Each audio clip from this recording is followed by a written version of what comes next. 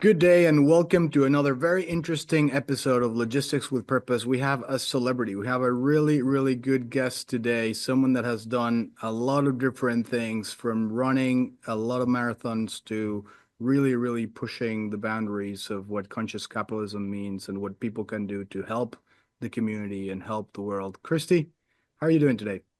I'm good and I'm excited for this conversation. You've been talking him up for quite a while. I am just now meeting him for the first time, so I am delighted to hear more. And we were talking a little travel and hobbies before this, and I'm excited for our listeners to hear more about that as well. But without further ado, please let me introduce Roosevelt Giles, the president, chairman at EndPoint Ventures Consulting Group, chairman at Stakeholder Impact Foundation Inc., tech expert, conscious capitalist, marathon runner, global traveler, and many other things. So, Roosevelt, welcome to the show. Oh, thank you. I'm delighted to be here.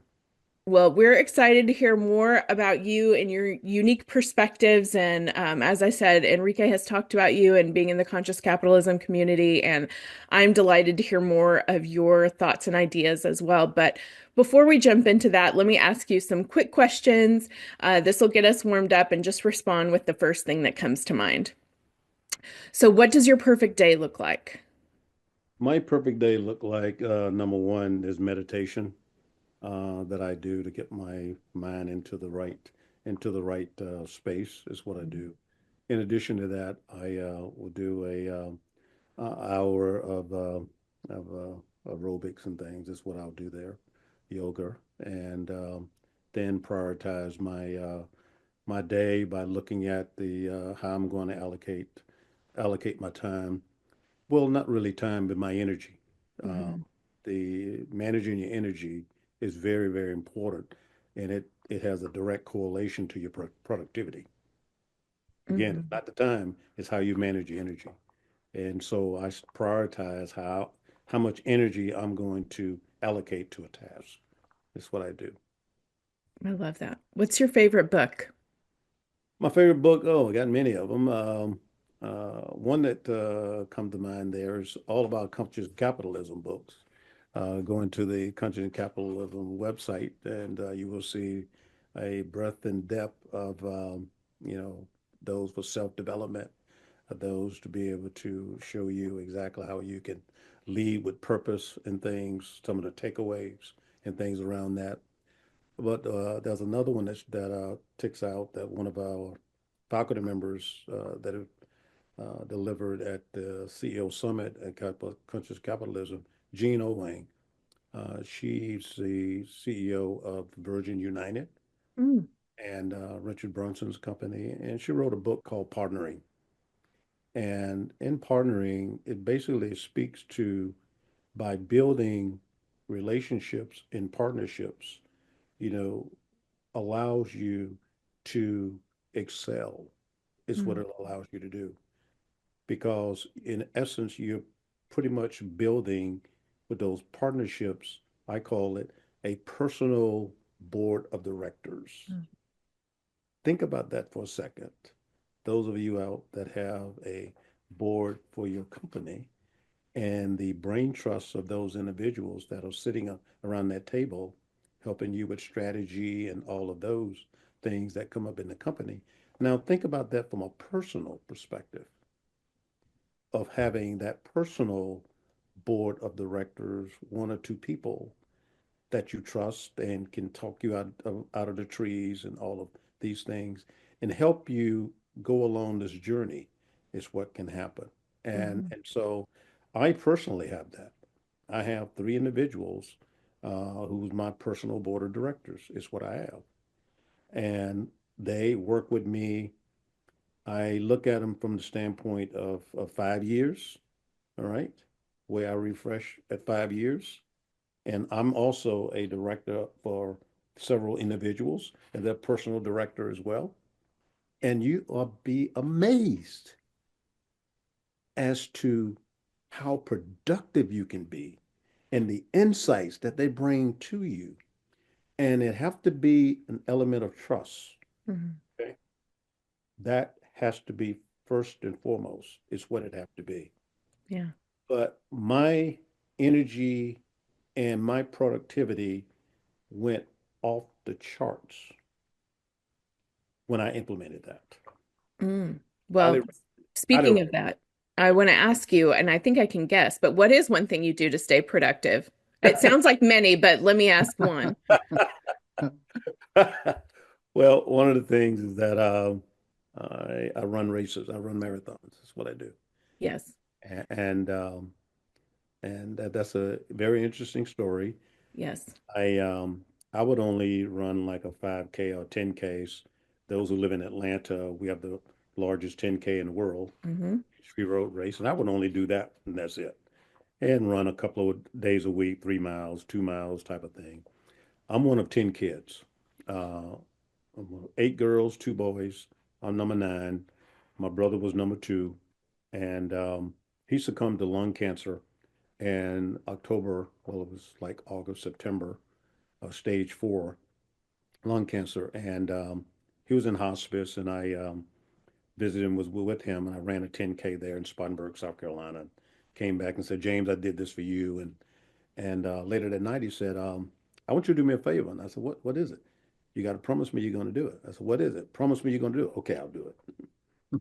He said, I want you to run a marathon in all 50 states and all seven continents. Wow. Wow. Yeah. Almost fell out of my shoe. Yeah. And he transitioned 4 days later.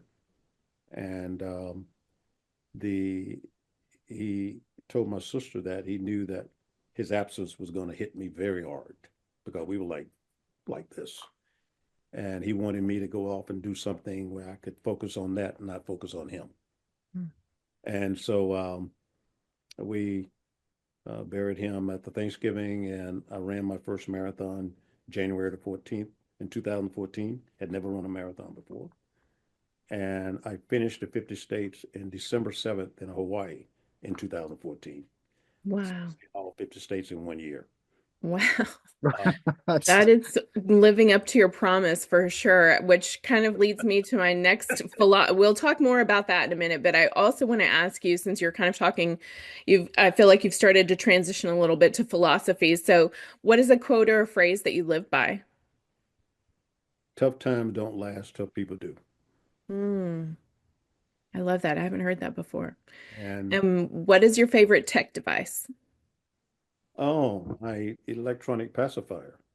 Oh, I call it my electronic pacifier. that's So pretty accurate. you sleep with it, you cuddle it, you put it in the basket at night, and make sure it's tucked in Yeah, okay, charged up and all of that, and be ready to go for the next. absolutely.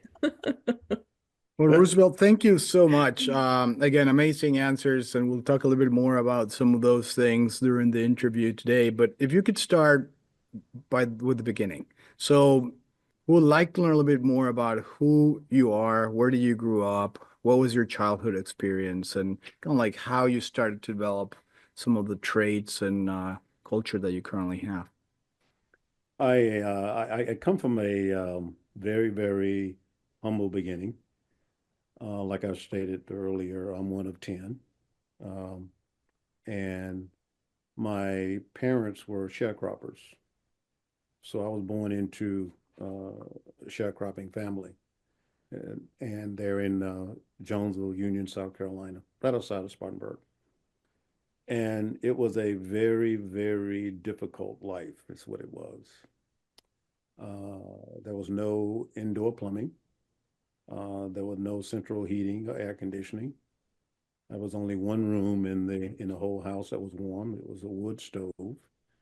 And just like your cars on the outside with the frost and ice on the windshield, well, in the bedrooms, you had the ice on the windshields in the bedroom. And so what you would do, you would put a lot of clothes on top of the bed so that you could have the weight to help keep you warm, inside that. And being a son of a sharecropper, we only got to go to school when it rained Hmm. because you had to pick cotton. You couldn't go to school. And I was very ashamed of having to do it. When the school buses would come by and let the other kids off and things, I would stoop down in the field and ashamed of them seeing me, even though they knew it. My self-esteem was, in the toilet is what it was. And so they brought our homework home, and so we do our homework. And our parents were illiterate; they could not read or write. And out of the 10 kids, 8 of us went on to college on scholarships. Is what we did. Wow. And our parents would say that the what you put between your ears, no one can ever take away from you. Mm. They can take away everything else from you, but what you put between there, no one can ever take away from you. And so you want to get yourself in a position where your brain will be your survivor. Okay. You will be able to pivot as to where you need to go. And that's the tack that I path that I took. The the owner of the plantation that we resided on, his wife was the guidance counselor at the majority school, white school. And when segregation came about and desegregation in the school systems, we were, bused to the majority school. And I'll never forget, it was like taking livestock to the slaughter. You're running down the chute, running down the gauntlet, and everybody looking, and the kids, calling all types of names and expletives, and all of these things, and but we got that, and we got through that, and then the guidance counselor, she said to me, she said, "Well, Roosevelt, you never go to college, so you should get your trade." Is what you should do. And I said, "You talking to me?" So suffice to say, I didn't take that advice. That's what I Hmm. did not do. So I went to as I graduated, I went to and in high school, after we stopped farming on the sharecropping side, the way in which we extricated ourselves was that my sister paid off our debt. Wow. So sharecropping, you never make a profit Right. because you're leasing renting the land and you're buying all of your supplies. Go with the supply chain, right? Your Mhm. supply chain was coming from the plantation owner, and all the plantation owner had general stores. All right. So you bought all your food, your Mhm. clothing, your gas, your seed, fertilizer, everything. And at the end of harvesting the cotton, you didn't have a marketplace where you can get the best deal. You had to sell your cotton, give your cotton to the plantation owner. He in turn will go to the marketplace, get his best deal, and come back and tell you, well, you didn't make a profit. It's what you didn't make. All right. And so it was this indebtedness, this Mhm. circle of indebtedness. And again, my sister, she left and took care of our 12, I think it was 12 or $13,000 debt that she took care of, and then she bought a house, cost $2,500, and paid off our debt, and we moved. That's how we extricated ourselves. And from there, I went to University of South Carolina, Limestone College, and I was good in math, so I Rick Streiser, the guy that worked at Milliken and Company, gave me a break at a part-time job being a computer operator for Mm. IBM mainframe 360, 370 computer. And and that was a part-time gig that I got. And with my math skills and things, I was intrigued by computers Yeah. and things. So I did one of the majors in computer science, and then started programming. And when I graduated, I went full time at Millikan as a programmer, and then from there, I went to work for AT&T Bell Labs, and from Bell Labs, I Bell Labs had a internship with MIT, and at with that internship, I was loaned out to MIT, and I taught computer science at MIT for a year. So we had the year's rotations with that, and so it was a little bittersweet there. Then I started my own company. I started my own company there from Bell Laboratories, and Bell Laboratories gave me a project that I was working on as a first client, which is always nice. And the way in which I was able to start companies in Southeast Asia was because of AT&T Bell Laboratories. They Wow. had a contract with the bank in Bank of Malaysia, and I had set up a prototyping lab here in Atlanta where we were writing, protocol software and things. And AT&T contacted me and said, well, Bank of Malaysia wants to set up a prototype of the bank operation with the disparate systems. And can we bring up 8 or 9 or 10 of their engineers and we prototype this and things? Yeah, the price is right. Yeah, definitely. So that's what happened. So fast forward, Well, I then want to stop you right there because there's so much to dig into, but so what year is this when you started working in computers?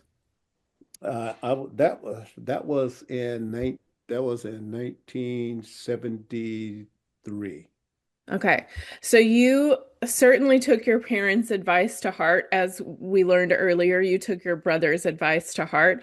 I'm curious, I don't know how you would choose, but what is a story from either, I guess you said math, which led you to computers, but I'm curious how computers became, there's a number of different paths from math to computers. So is there something that sparked your curiosity early on, especially without plumbing and air conditioning and everything like that? Computers is certainly a leap forward and was certainly on none of our radars in 79, but perhaps yours and AT&T's and IBM's. So what was it about computers? Where did that kind of ingenuity come from? Um, again, I give credit to this to Rick Streiser. He's transitioned now. And I applied for uh, the computer operator's position at the plant, at this Milliken manufacturing plant. And didn't know if I would get it or not. Yeah. But again, like I always tell people, there's a lot of people who helped me and gave Mm, me opportunities. Is what they did. And Rick Strasser, doing the interview, he said that there's a lot of people here are scared as hell that I'm going to hire you. mm, Very afraid that I'm going to hire you. I'm going to give you a chance, and you better not. He used an expletive. You had better not let me down. Is what mm, you is what you better not do. And I said, sir, I will not do that. And Rick took me under his wings and he taught me PL1 and assembler programming. It's what he taught me. Then I went off to college and was working part time and things there. And came back full time with Milliken as a programmer. Is what I did. And that's how all of that happened. So yeah. in the oh, go ahead, Kristi. I think you had another Well, exciting question. so many, but so we all have to adapt to different environments, right? Whether it's life, personal, the whole thing. Again, you came from a very disadvantaged background, except for parents who deeply believed in education. So going to places like Harvard, MIT, AT&T, that's a complete transition into a different environment. How did you develop the skills, or what skills did you bring in to help you adapt to such different environments? Well, you know, the old saying, you rise to the occasion, right? Mm, It's what you do. And I keep going back to the fact that I was very good at what I did. mm, I was very good at system analysis and programming and things there. And one of the other things, Roger Milliken, the owner of Milliken and Company, which is one of the most awesome, well-run organizations on the planet, is what they are still to this day. mm, He took a liking to me, and he gave me opportunity to sit down with him, and he was like a mentor, is what mhm, he was. And here it is, this little black kid, little program, and this guy, this billionaire, white guy, and uh, he stated that Roosevelt, I see you starting your own company. Mm. You will make a very good living at Milliken.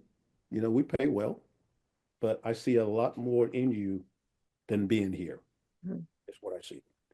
And one day he called me. The computer room was in this glass enclosures, right? He was walking down the hall. He knocked on the glass. Said, "Come down. I want to talk to you." And went down to his office, and he said, "We have a lot of real estate in Milliken." I said, "Yes, sir, you do." and um, and he had newspaper, where he had circled two properties for sale by owner, single family home for sale by owner, financed by owner. He said, "I want you to buy these properties. That's what I want you." I said, "What you mean?" He said, "So when you start your company, companies typically don't cash flow positive for 4 or 5 years if they don't go out of business first." Mhm. Okay. And and so if you go and invest in some real estate and rent those out so that that will take care of your expenses, okay, as a family person, then you can focus all your energy on the company because you're not worrying about how you're going to pay your mortgage. Mm. And guess what? I did that. Wow. Purchased those properties. And I purchased more property. Then I left Milliken with his blessing. And that's when I went to work for AT&T Bell Labs. Wow. All He right. sounds like an incredible mentor, right? And Mhm. someone that really fueled your career. And did you ever ask him why he gave you that opportunity? I mean, was there like ever? His thing was that Roosevelt, I had the right father. Mm. Okay. I mean, I inherited mine, it's what I inherited. And, he looked, and one of the things about Milliken, when you talk about, if you had a poster child, a poster company for conscious capitalism, Milliken is it. That's Mm. it. It is phenomenal in how they put their people and stakeholders first, period. Wow. The other unique thing about them is that employees get to rate their managers. Mm. And if the manager did not get an 80 rating or above, automatic termination. Wow. Now, why is that? Milliken didn't like labor union. If you have disgruntled employees and dissatisfied employees, they will bring in a union. Milliken had 160 plants in the U.S. So if you treat your people right and bring them in to the decision-making process, you have no issues. Mm. Right. You take There's no care. need for, right. Right, right. No, and also too, if they cut down a tree, you planted five. All Mm. right, it's what they did. So they were into the environment and stakeholder capitalism. You know, this was in the 70s. Yeah. Okay, it's what it Yes. was. Very, So, very early, right? yeah, very, very, very early. And so that was my journey into computer science and working with computers, and When, that's to start my company. well, and before we jump into your company, which is incredibly interesting as well, you have this passion for numbers, math, science. You studied computer science, you went and did MIT, and everything that you have told us. Uh, but I've known you, and then I also know that you're very passionate about business strategies and people. I mean, how do you bridge that kind of gap between technology and then business strategy and people? Um, And what inspires you to kind of do that? I think it goes back to two things: my upbringing, my parents, uh, specifically my brother, and because if you don't have trust with the people that are working beside you, that is a serious problem. Right. Okay, is what it is. And I learned early on, again, I learned this from the standpoint of in the fields picking cotton, and when I went to work for Milliken and went through all of their training programs on leadership and management. And I realized, and because Milliken allowed me to sit in board meetings, Mm. that was the other thing. I'm a little 23-year-old, right? And I'm sitting in board meetings. I mean, think about that. Unpack that for a second. I'm in a board meeting. And I learned very early that having the right person in the right seat makes all the difference because the CEO works at the pleasure of the board. Mm. The CEO is accountable to the board. That agency partnership that the shareholders give the board, and the board then give that to the CEO. The board is key. And so everything going forward, I understood that the real decision making is not at the leadership level, it's at the board level. Makes sense. And so when I started to take a look at where do I want to spend energy, go back to where do you want to put your energy and Right. get the most out of that is to focus on those leaders sitting around that table who can impact at scale. The board can impact at scale is what the board can do. Hmm. Because without that, everything else is just background noise. It's all it is. And that's what led me to organizations like the country's capitalism and just capital. Mm-hmm. Well, I want to talk about, I want to finally, let's talk about what you do every day, your EndPoint Ventures. We've talked a little about your extensive experience, but it spans finance, insurance, global manufacturing, supply chains, healthcare, technology.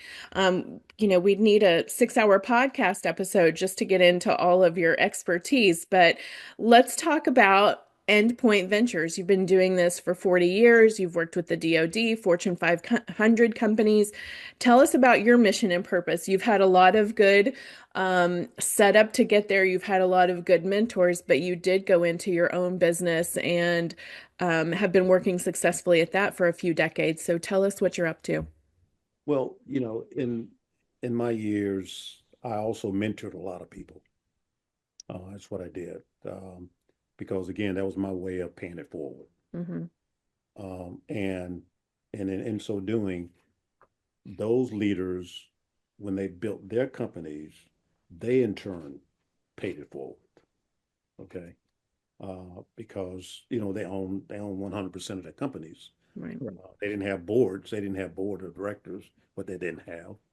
But they built their companies around purpose is what they did. And in mine, I made sure that the employees were paid way above the competition. I on the retirement piece and the 401k piece, we would take their W-2s and give 20 and tack 25% onto that. And that's what went into their retirement account. No contribution from them. So you think you take your W-2 and then the company is going to tap 25% on top of that to go in your retirement account. And because again, my humble beginnings, I know the value of that and what Millikan taught me, that you have happy employees, then you're unstoppable. Mm. Okay, is what you are. And I demonstrated that by promoting. And one of the other things I had in my company was a technology certification training program where we were teaching engineers on Cisco systems, Microsoft systems, checkpoint firewalls. I was the first Black person to get Microsoft's MSC certified of what I was. I helped Cisco systems build their premier Cisco CCIE certification, which is one of the world-renowned certifications, myself and Gordon Clarkston, um, and built that. And now you got thousands and thousands of Cisco engineers. I gave out probably at least $5 or $6 million worth of scholarships Mm. to engineers to get certified. So no contribution and things there from them. Um, we set up training centers in Atlanta. We help fund and set up a training center for the community at large with like 7 training centers in partnership with the city of Atlanta, where any citizen can come in and take on learn the internet, email, Microsoft Office, that type of stuff is what they can do. Did the same thing down in Macon, Georgia. There did the same thing in South Africa, there in Soweto, um, and so again, taking those principles of having to go to school, go to bed at hungry at night, one room heated, could not go to school, people laughing at you because your clothes were all, had holes and all of those things in them. And I knew that things would be better. And our parents made sure that when you do do things with the understanding that you are in a good place and you need to make someone else help them get to a good place. And so that's what drives me. Um, and that's what also drives me. And the foundation that we set up is called Stakeholder Impact Foundation, where we teach a 4.5 month board governance program that is tuition free. 4 month program where there is zero tuition. And this program is taught by the leading governance experts, like the Delaware judges out of Delaware Chancery Court. Most companies are incorporated in Delaware. So think about having the judges, like the judge that struck down Elon Musk's $55 billion pay package. Those are the judges that come and speak in our program to the potential board members.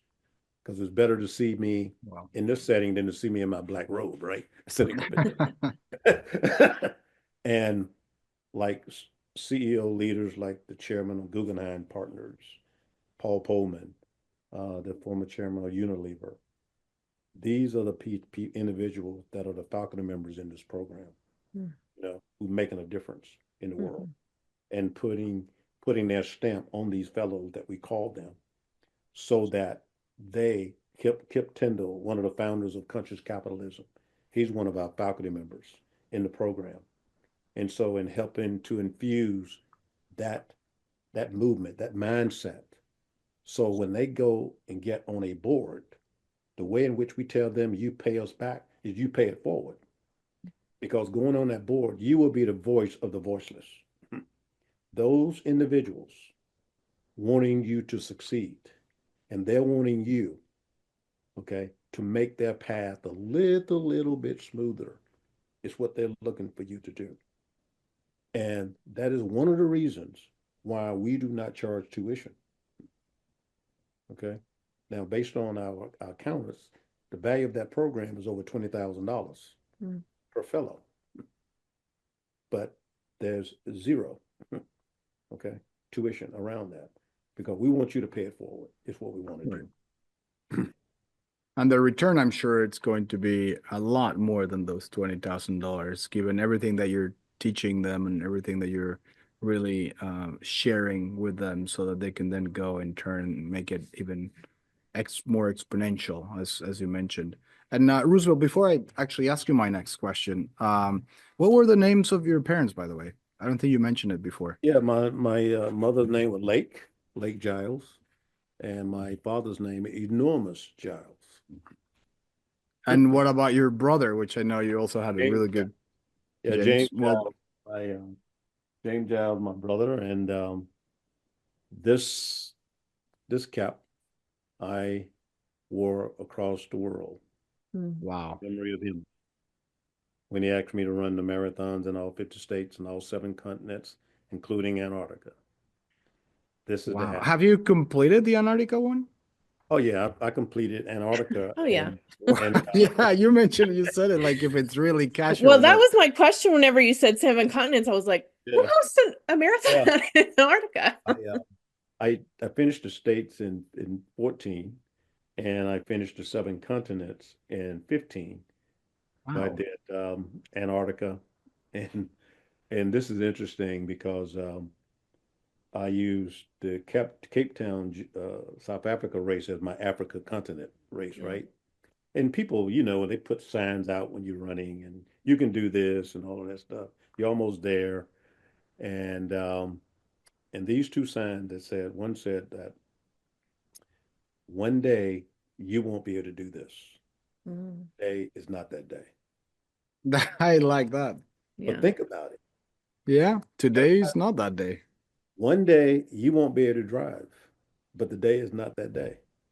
One day you won't be able to feed yourself, but the day is not that day. It applies to anything, Yeah. Yeah, right? absolutely.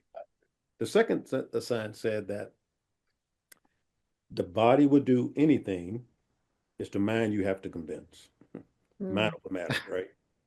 Right. And when I did the Antarctica marathon, I bet I said this slogan 10 trillion times. Roosevelt, one day you won't be able to do this. Mhm. One day you won't be able to do this, but the day is not that day. Oh my God. That was, Oh, I can't even imagine. Was Yeah. it like an official race or you had to do it by yourself? How many other people want to do the Or no, you and a few dogs. Yeah. it was 32 of us. Wow. Wow.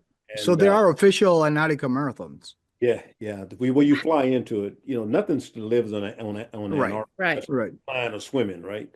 And so we flew in from Punta Arenas, Chile, and over to Antarctica, and we had to have a sleeping blanket bag that was rated minus 45 below zero. That's what we'd have to Huh. have. You had to Wow. have you self-supported, and we had to spend the night. All right. And so there's no heat, nothing.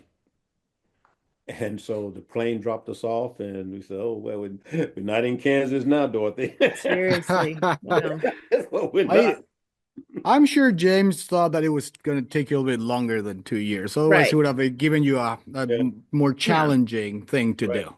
right. And so after that, I had a Forrest Gump moment, and I just kept running. It's what I did, and that's why I did the 50 states 4 different Wow. additional times, and then I set a goal myself, and I've been to Antarctica 3 times, by the way, to run a marathon, and so my personal goal is to do 100 countries, and I've done 64 now. Is what I've done, All and right. I've met some wonderful, wonderful people and things along the way, and also too, it's allowed me to go to places inside myself that I've never been. Mm. So, which were five countries that you have not run a marathon in? Because we have like a very international audience, and as you know, supply chain is everywhere Oh in the yeah, globe. yeah, So, I it would is. like to actually have It our is. listeners actually invite you, maybe if they are living in a country where you haven't done a marathon yet. Yeah, yeah. We the stand countries, Mm. uh, also Armenia, Georgia. Okay. We like to get into Russia, of course, but Hmm. that don't know about that Hmm. around that, and that's also too in there in Africa, countries there that we have not touched yet because of the unrest and thing that is going on. Hmm. You don't want to put people in harm's way, Sure. No. what you don't want to do, um, not for race and things there, but um, I feel like you could also hit most of the major waterways just by running if you had a cargo ship that you were on. They're so big, you could probably just run a few laps and check a few oceans off your list as well. well, it's interesting because one of the tour groups that take people to Antarctica is Marathon Tours, and Oh. they take a boat over, right? And through the Drake Passage, which is Mhm. the most treacherous waters on Right. the planet. And so they could not dock in Antarctica. So they had to run the marathon on the boat. Oh, so that's what they did. Wow. What they had to do. So And good idea, Kristi. Yeah. right, very, very good idea. You So know, Roosevelt, you've served in a lot of boards. You have met a lot of very interesting people. I have heard before we started recording this program that you actually are going to be in Davos for the second time. And so with everything that you know, all the experiences that you've had and such an amazing international exposure, and I know this could be somewhat tricky, but if you were to kind of uh, highlight the top three or four um, qualities of an effective board leadership, what would those be? Like the top three or four, say, that any leader, and especially board leader, should have. authenticity. Be yourself because everybody else is taken. Okay. The other thing too is that being a board member means being a servant leader. That is key, being a servant leader and someone who listens well and can give very positive, constructive, okay, advice.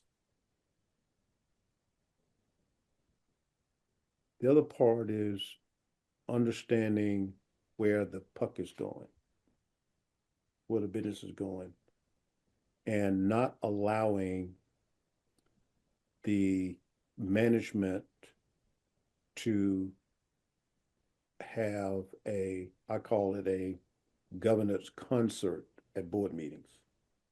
Now, what do I mean by that?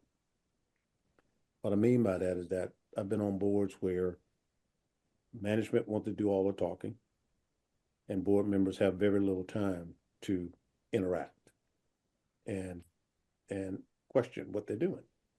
Well, clock has run out, people got to get flights, things got to go.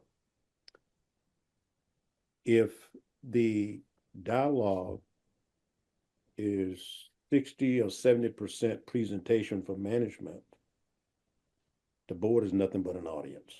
Mm. How many times have you attended a concert? You say, well, hold it, singer. I have a question. You don't ask questions at concerts, do you not? No, you don't. And that style, okay, of board meetings has brought us to a lot of places we are today, where the board is an audience attending a governance concert and not questioning management.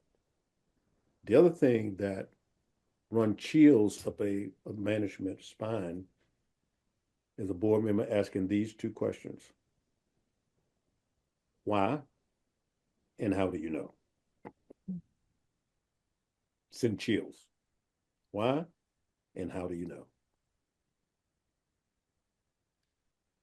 Yes, you have all the legal stuff, your fiduciary duties and things. And people get hung up as to what are those things called fiduciary duties. When you go start a company, can you foresee everything that will happen? Can you look in your crystal ball when you go to Secretary of State's office and let me form this entity or have your lawyer to form this entity and these are the shareholders and this is the stuff we're going to do and can you foresee 5, 10 years or next day or next month on what might happen? No, you cannot. Hmm. So fiduciary duty, if you look at it, it's a catch-all. Sure. It's a catch-all to say that we don't know what's going to happen. Okay. We might get sued. We might build a product that's going to hurt a lot of people. Da, da, da, da. We just don't know yet. So that fiduciary duty, the duty of loyalty and duty of care, and oversight, it's like that catch-all on those things that just happen to pop up. The other thing too about being a good board member is being independent. And independent meaning not as an executive within the company and being on the board, independent of mindset. the mindset. And one of the other things that might come as a shock to some of my people in the audience, you cannot go on a board needing the board fee. Mm. You cannot. That may compromise you.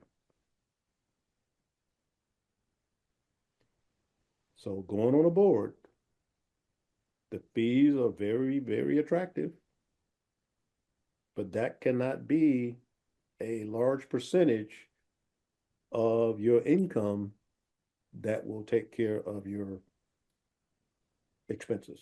Mm-hmm.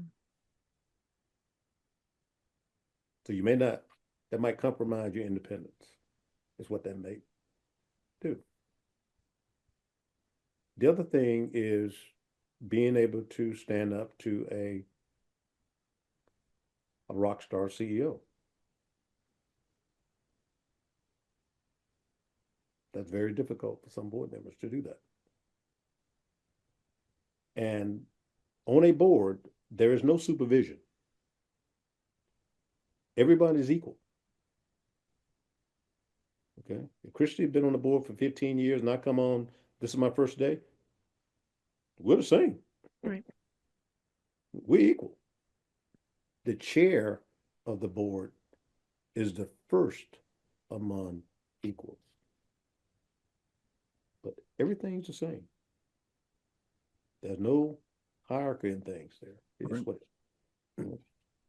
And so you do those basic things, you're in great shape.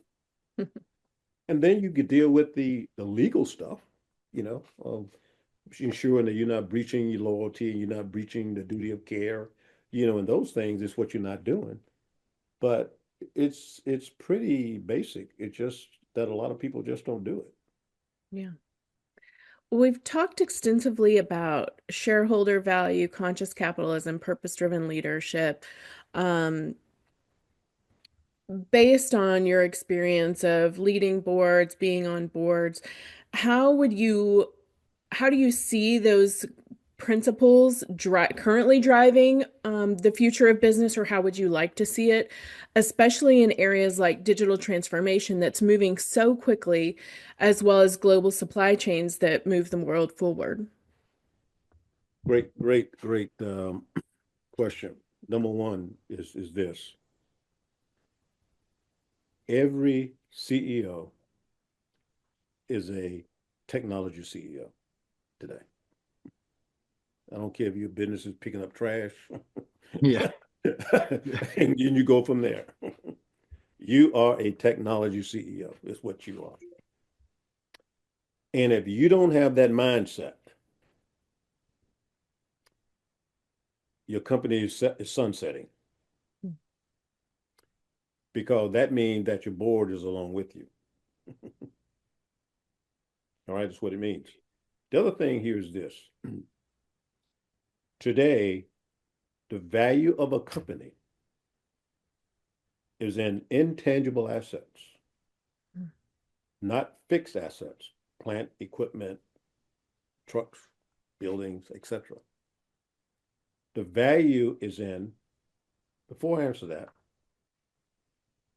how many times does UPS or FedEx or the Postal Service bring you something from Facebook, Instagram? Zero, nothing.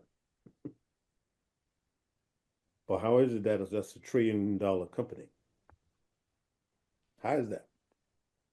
When they don't have all these stores and then shopping malls and trucks running around all over the place, blah, blah, blah, blah, blah, etc. So the value of that company is all about what? Patents, brand, and the brain trust. That's the value of companies today. Intangible assets. And in order for a company to thrive and survive, Kristi, in this world, you're saying that things are moving so fast, you have to have a culture. There has to be a culture within that organization that has its DNA its origin from the top. Hmm. Board, CEO, senior leadership, et cetera, et cetera, et cetera. And that comes down in the organization. It's what it has to be. The board of directors, there's a lot of hydraulic pressure, on the board and the leadership teams and companies. A lot. They've got a lot of things coming inbounds, coming after them. All right, it's what they've got. And a lot of this stuff is short-termism, that we're going to manage the company for the benefit of the shareholders, because the shareholders put in the capital, right? They the one that wrote the check to crank you up, to start you up. So why not focus on the shareholders to give them a return? Well, if you go back to what I just stated, if my company depends on the brain trust, the intellectual capital of my employees who is building these patents, who is writing the software, who are building these robots and all of these other things, and I don't treat them well, now guess what? They're gone. The value of that company goes down to zero, or it goes out of business, or it gets acquired. All right, it's what happens.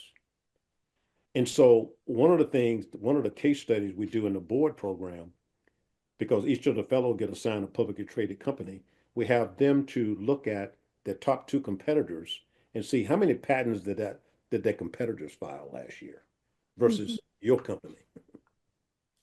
Now you might say, well, what that got to do with anything? A lot. So if my company is filing 300 patents and yours file 5, what does that tell you about the culture in that company that filed 300 patents?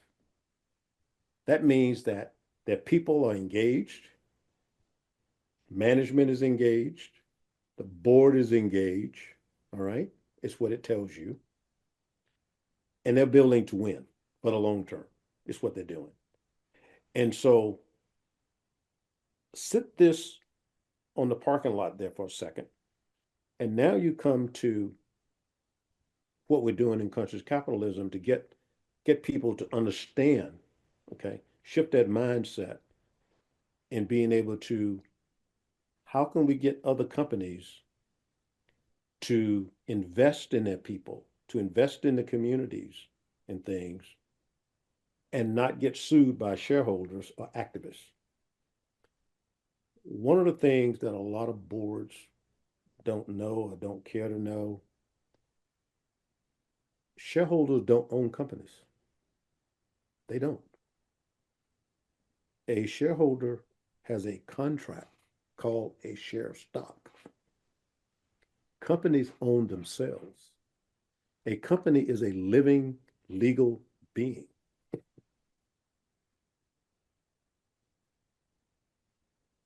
You can't own people. We tried that experiment. You cannot own a company because it is a legal being. It's what it is. It can create little companies, little baby companies, twin companies, all of that kind of stuff. It can be sued. It can sue others. It can go in debt. All right. That's what it can do. And when you start a company, unless you specified otherwise, that company is started to live in perpetuity, to outlive you in perpetuity. So in order for it to live in perpetuity, Kristi, going back to you saying that all of these things are changing, the data transformation, this stuff is moving at lightning speed. If you are only investing in the shareholders and not in your stakeholders, you will not exist as a company. Because the ultimate value that the shareholders get is by you running this entity, this company, this legal person, in a way to build up the equity, the value in that company for the long-term benefit of the shareholders. Right. Right. But in order to have the long-term benefit for the shareholders, you have to work well with your suppliers, have contracts so that they can make what? pay decent benefits to their employees. Your employees, you've got to also bring them along with you, is what you have to do. You have to also take care of the communities in which you serve. You also have to build products where you're not externalizing costs out in the communities, is what you're not doing. Where you're building stuff that is going to harm your customers and the environment, and that's a cost that you have outsourced to them. Mhm. All right. And all of that comes back to who? The board of directors and the CEO, what it comes back to. So this argument that shareholders, I'm going to get sued. Yeah, you can get sued. But if you are making decisions for the long-term benefit for the ultimate claimant of the shareholders, the judge is going to throw that away. Then I ain't going to deal with it. Because as a board, you have a lot of power. Right. And as long as it's legal, you got air cover. And the board have to give the CEO air cover so the CEO can make decisions in the long term and not just in the short term that we're dealing with today. And that is what conscious capitalism is doing, is trying to get leaders to understand that in order to build the equity in a company, you have to bring all of your stakeholders along with you, is what you have to do. I'm sorry about that's a long run on sentence. No, No, that's an great. interesting topic for sure. And then just kind of trying to summarize that and putting it into perspective using your own company and EndPoint Ventures. How do you incorporate not only what you mentioned right now and how fast technology and how fast the world's moving, but then also, if you don't mind sharing a little bit more about AI and the geopolitical risk that we're seeing? How do you now, as someone that's actually doing uh the work. I mean, you're putting your money where your mouth is, and you've been doing it for years and years and years. How does that look like at EndPoint Ventures, and what can we expect and our listeners expect for the future plans of your company? Well, not so much of mine, but you look at as a society as a whole on the impact of AI on everything. Um, I've been around again for since the 70s on technologies and and things, and AI has been around for a very long time. You know, it became popular, once the retail version of it was made available to the billions around the world. But the danger, let me back up. AI would be such a big advantage for productivity improvements. Absolutely phenomenal. It's what it's going to be. And just like any other technology, there will be a large swath of populations that will not be able to summit with AI, will not be able to do that. And that's where it's incumbent upon companies to help those employees, give them a much smoother landing strip. And what is that landing strip? The landing strip is working with the vocational colleges to help them, to help invest in them, to go into other professions that 90% would not be affiliated with the company. All right, that's what it would not be. But it gives them a much softer landing, is what it gives them. Because they did contribute to the success of this company. They made an investment, is what they made. All right. Right. And part of that return on investment is being able to help them, smooth that path. When you look at this technology and what it can do from a productivity standpoint and the upside around the earnings per share and total shareholder returns that companies can gain from that, you also have to look at the use and the reputation and the authenticity of the data and how you go about training, okay, AI for your organization. Because you're dealing with, especially when you look at supply chain, huge data sets, Right. Yep. massive data sets, because you are linked into thousands of suppliers. All right, it's what you linked into, and it's products and things. It's what you are linked into, and so the integrity of that data becomes very, very critical. Is what it does, and for supply chain especially, it's a major game changer. It's what it is. Yep. And you look at the fact of the number of people that will be needed, okay, in these fulfillment centers. That's going to shrink tremendously, is Right. what's going to happen. And a lot of those individuals don't have the skills. Some of them, some do, but a lot don't have the skills to summit with it, is what they do not have. And that's where that training option and things, they're coming to play. Mm-hmm.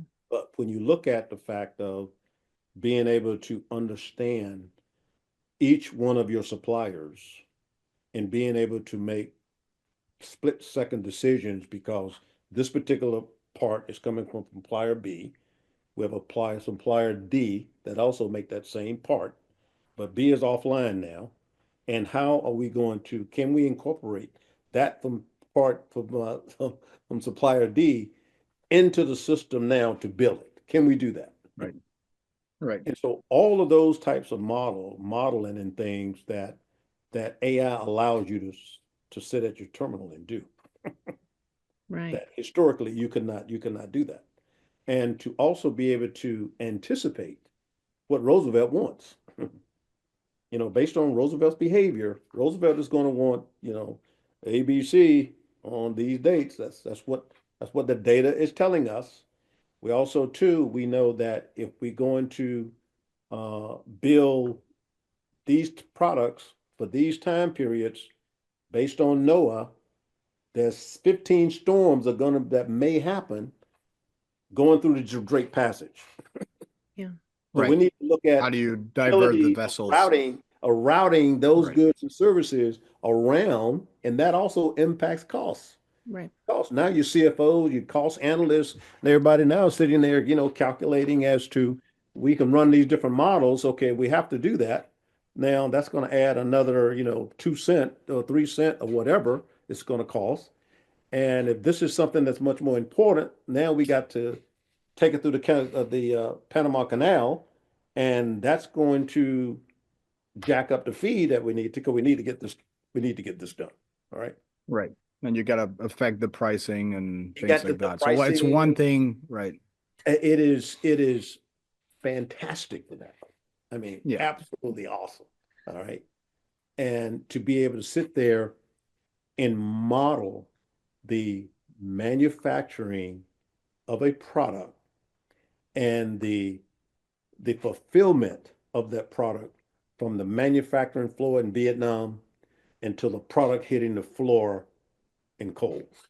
Mm-hmm. It sounds like you're very excited about the future. I mean, Yeah. AI for Oh, yeah, you, the big more time. you Oh, talk yeah. Oh, about yeah. it, the Oh, yeah, yeah, the more yeah. excited you The get, the computer more guy. you think Yeah. it's going to, yeah, it's going to Yeah, be a very. tool for Oh, for yeah, yeah, change, a tool for good. yeah, yeah. So what's your reaction on our geopolitical situation and some of these new governments, if you will, that are Well, actually starting to lead the countries around the world? How do you feel about those? well, one of the things is the fact that in some of these countries, they don't have the privacy laws that we have. So they have a lot of data to train their engines on, right? Right, Right. I mean, right, that's basic. Um, Massive amounts of data that they can use for training purposes. absolutely. And the other thing too is that what I'm seeing is what I called splinter nets is starting to happen. Whereas we wall off our economy. And if you want to connect into our economy, this is what we need from you. This is the data that we want. Otherwise, you're not getting through the net toll gate. Mm-hmm. That is not happening. And so we're starting to see that. And that is real. All right. It's what it is. And that's where the boards and the management have to make a decision as to how much information are we willing to give up to still have access to that market and to have access to the suppliers in that market. Even though we're not selling in that market, the suppliers in that marketplace give us a competitive advantage, okay, in other theaters around the world. Right. And that's where one have to make a decision as to, okay, now if we go and not you doing it in China, I'm not doing it in Vietnam. Now let's go to Bangladesh. Okay, what does that do for us? And how stable is the government in Bangladesh? Right. What And for influences how long? other governments? What influences? Because now you have to look at what influences that government. Who are the top? Who are the top? The top countries in the world that might influence that the government of that country. And so now you've made a lot of investments there, and now the next thing you know, China, or Japan, or somebody else have the majority influence on it. So Right. all of that decision making, goes into these models. It's Right. what they go into. And again, having these models again allows you to build a resilient and sustainable business. All right. Before you go and think about it, historically, you had to go and make these investments. You go make these investments and now you have to pull out. And now that's second cost. And now you've got, as a company, you've got shareholder activists coming in and saying you're an idiot because look all the money you spent going in that country, and now Right. the company is suffering. Now they kick you out. They vote you out the company now. Mm-hmm. So now you can model these things now. It's what you can do. But and then you got to deal with the regulations, with each respective company, with their regulations and things that you have to address. But there is no stopping AI, and it is going to do a lot of wonderful things for businesses and for consumers, and going to create a lot of wealth. It's also going to create a hell of a lot of jobs. It's what it's going to create. But just like with the internet and anything else, it's going to also destroy a lot. Sure. And again, that's why I keep coming back to um, conscious capitalism and helping leaders to understand leading with purpose also means with profit as well. Mm-hmm. Because you don't have Absolutely. profit, you can't do anything. All right, it's what you cannot do. Yeah. But what you can do is be authentic with your people, communicate with them, and let them know they're not stupid. They look at CNBC, they read the Wall Street journals, they know what's going on. They're not dummies. Right. So share with them the health of the company. Share with them the health of the company. That's what Roger Milligan did. He shared with them the health of the company. Right? It's And what you he you were sitting on their boards, on their yeah, board meetings. yeah. He shared That's with incredible. but he shared with the company all of the employees. Yep. 50, 60,000 employees, he shared with them when times got bad, when Japan was killing the US on textiles and things, down to the shop, the janitor knew the state of the company, Mm-hmm. was communicated. And we're going to do everything we can to save everybody's jobs, is what we're going to do. In 90% of the case, they were able to do that because now you had to do multiple things. All right, is Right. what you had to do. And but I'm a big believer that the fact that AI, that is why with AI, you got to have diversity.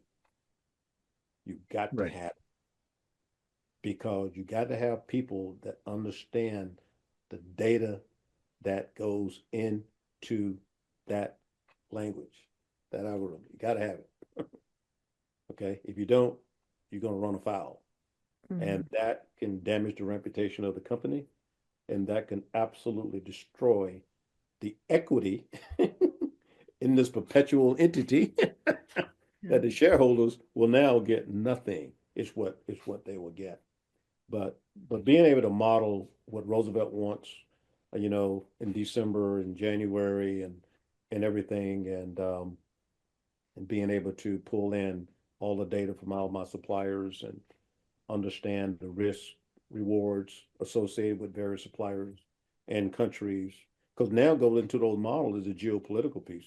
Now you got to look at who's running the countries, you know, and being able to understand how they operate.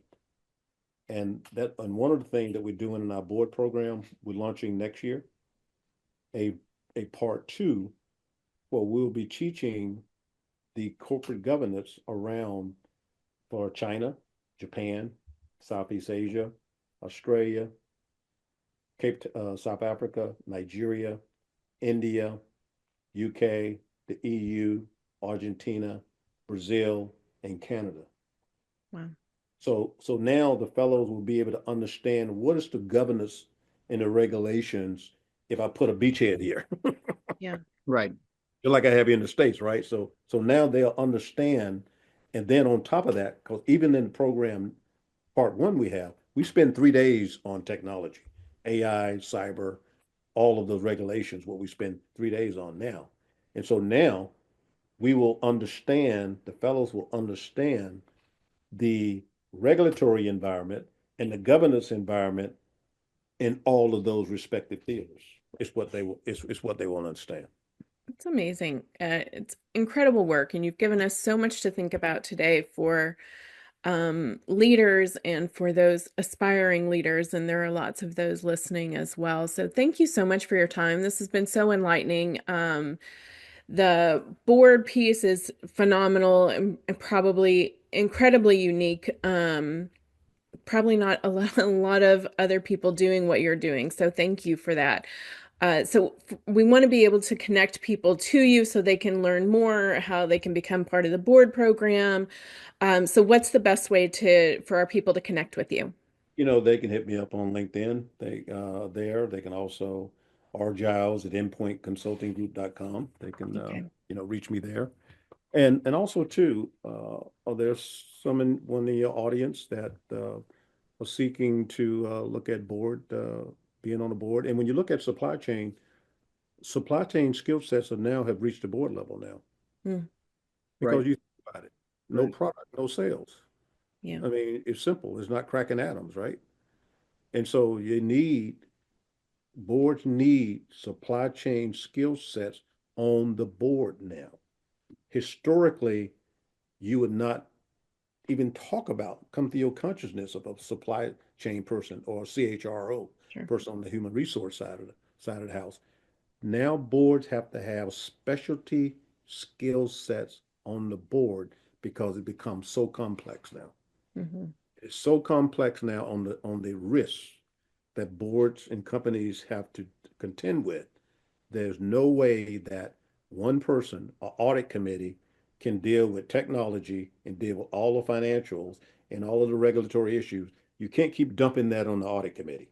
That Right. doesn't work. That's why they are adding specialty skill sets now to the boards. So your audience there, if they're looking at wanting to get on boards and things, they're a senior leader or leader of a private company, nonprofit company, or senior executive, our program is perfect for you. Again, Perfect. there's no tuition. That's right. Yeah. Very attractive. Yes. You got to pay it forward. It's a heavy That's price. right. That is a very expensive price. You got to pay it Yeah. forward. You got to be a conscious capital leader. It's what Love you it. have to do to pay it forward.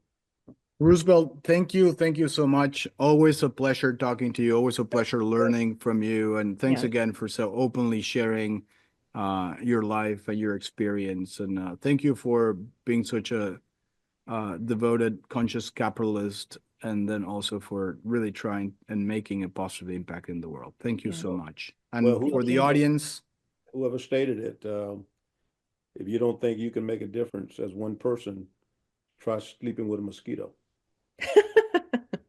There you go.